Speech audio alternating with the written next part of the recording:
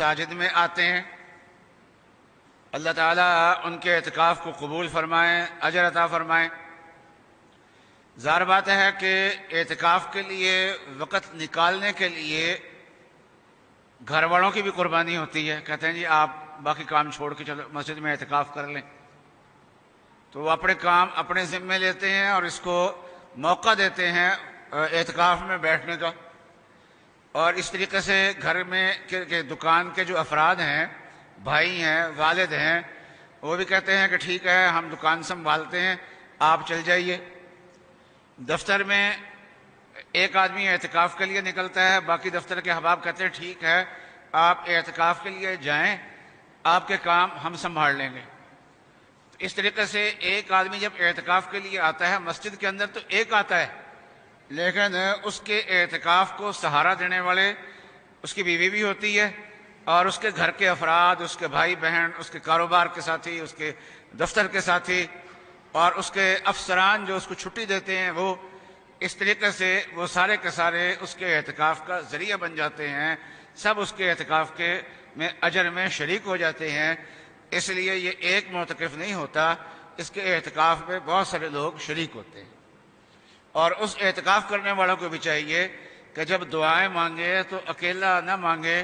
اس لیے کہ وہ پیچھے جو جن کے وجہ سے یہ آیا ہے ان کو بھی اعتکاف کی دعاؤں میں یاد رکھے۔ اعتکاف میں جب انسان بیٹھتا ہے تو بہت ساری نیکیاں ایسی ہیں جو مسجد سے باہر ہوتی ہیں، مسجد کے اندر نہیں ہوتی، وہ ساری نیکیاں چھوٹ جاتی ہیں اس کی۔ کسی مریض کی عیادت کرنے گیا ہے، کسی بیوہ کے کام سے نکلا ہے، کوئی رفاہی کام کر رہا ہے،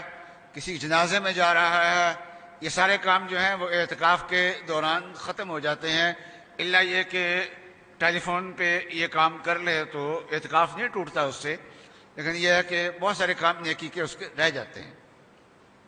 تو رسول اللہ صلی اللہ علیہ وسلم نے اعتکاف کے دو عظیم الشان فائدے بیان فرمائے ہیں۔ ایک فائدہ رسول اللہ صلی اللہ علیہ وسلم نے یہ بیان فرمایا کہ وَيَجْرِي لَهُ مِنَ الْحَسَنَاتِ كَعَامِلِ الْحَسَنَاتِ كُلِّيَّةٍ، اعتکاف کے بغیر جتنی نیکیاں وہ کیا کرتا تھا تمام نیکیوں کا اجر اعتکاف کے دوران اس کو ملتا رہے گا، جو اعتکاف کی وجہ سے اس کے نیکیاں چھوٹ گئی ہیں۔ جنازوں میں جانا، عیادت کرنا، بیواؤں کی خدمت کرنا، مریضوں کی خدمت کرنا، اور بھی جتنے نیکی کے کام تھے جو چھوٹ گئے ہیں اعتکاف کی وجہ سے، تو اعتکاف میں عمل کیے بغیر اللہ تبارک و تعالیٰ اس کا اجر عطا فرماتے ہیں۔ دوسرا عظیم الشان فائدہ بیان فرمایا،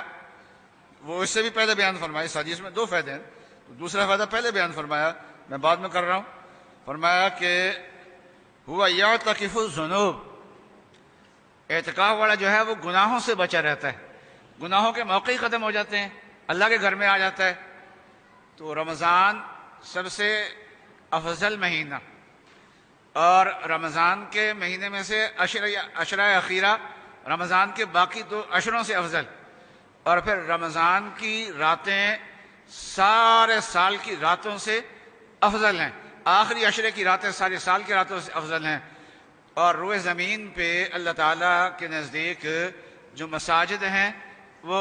روئے زمین کی تمام جگہوں سے افضل ہیں۔ تو معتکف جب مسجد میں آ کے اعتکاف بیٹھتا ہے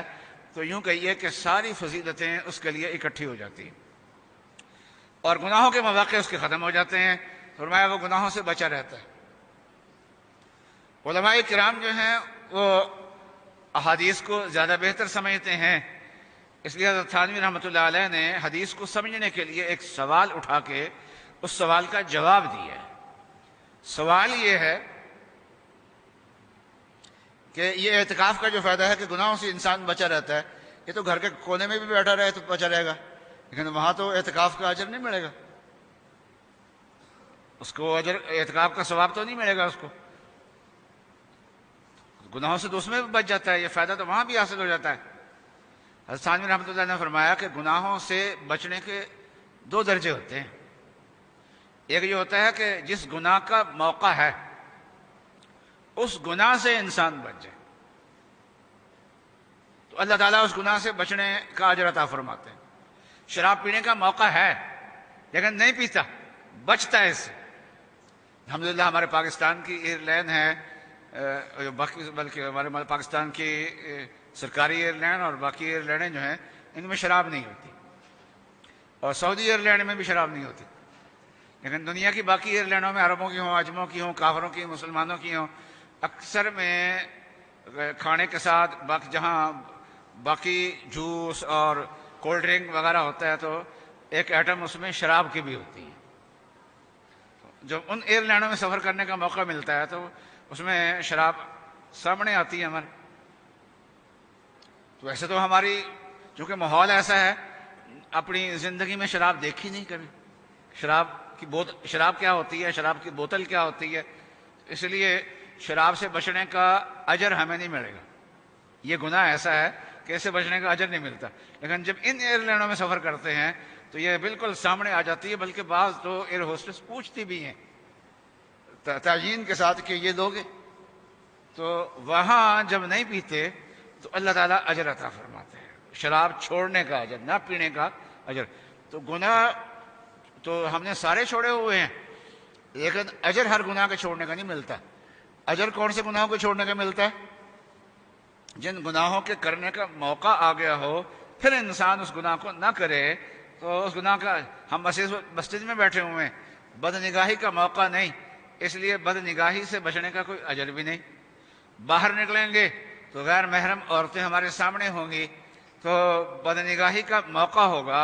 تو اس موقع پہ اگر بد نگاہی سے بچیں گے تو بد نگاہی سے بچنے کا اجر ملے گا اس وقت۔ تو عام ضابطہ یہی ہے، عام حالات میں ضابطہ یہ ہے، لیکن معتکف جب اعتکاف میں بیٹھا ہوتا ہے، اس کے گناہ کے مواقع ہوں یا نہ ہوں، اللہ تعالیٰ ہر حال میں تمام گناہوں کے چھوڑنے کا اجر عطا فرماتے ہیں اس کو۔ ہوا یعتکف الذنوب، اگر یہ معنی نہ کیا جائے تو پھر معتکف کی اور گھر کے کونے میں بیٹھنے والے کی کوئی فرق ہی کوئی نہیں رہ جاتا۔ تو یہ بہرحال اعتکاف کی بہت بڑی فضیلت ہے۔ اعتکاف کے آداب میں اعتکاف بیٹھنے سے پہلے کچھ سوچنے کی ضرورت ہے۔ اعتکاف میں اہم چیز کیا ہے؟ اعتکاف میں آ کے فرض نمازیں تو پڑھنی ہے، تراویح بھی پوری کی پوری پڑھنی ہے، اس سے زائد عبادت نہ بھی کرے کوئی آدمی تو اس کے اعتکاف میں کوئی فرق نہیں پڑے گا کثرت، لیکن یہ کہ جب فارغ ہو کے آیا ہے تو عبادت کر لے۔ تو آئے کس کام کے لیے؟ عبادت کرنے کے لیے، زیادہ کرنی چاہیے عبادت، لیکن اگر نہیں کرتا تو نہیں۔ اس لیے کتنی زیادہ عبادت کرنی ہے، کر سکتا ہوں میں، اس کا بھی نیت کرنی چاہیے اور سوچ کے آنا چاہیے، ہمت کرنی چاہیے، لیکن اس سے زیادہ سوچنے کی جو زیادہ ضرورت ہے وہ یہ ہے کہ اعتکاف مسجد میں ہوتا ہے، مسجد اللہ کا گھر ہوتا ہے، اللہ کے گھر کا ادب ہے۔ ادب کر سکتے ہیں یا نہیں کر سکتے مسجد کا؟ مسجد میں گپے لگانا، مجلس آرائی کرنا، شور کرنا، بے ادبی کرنا،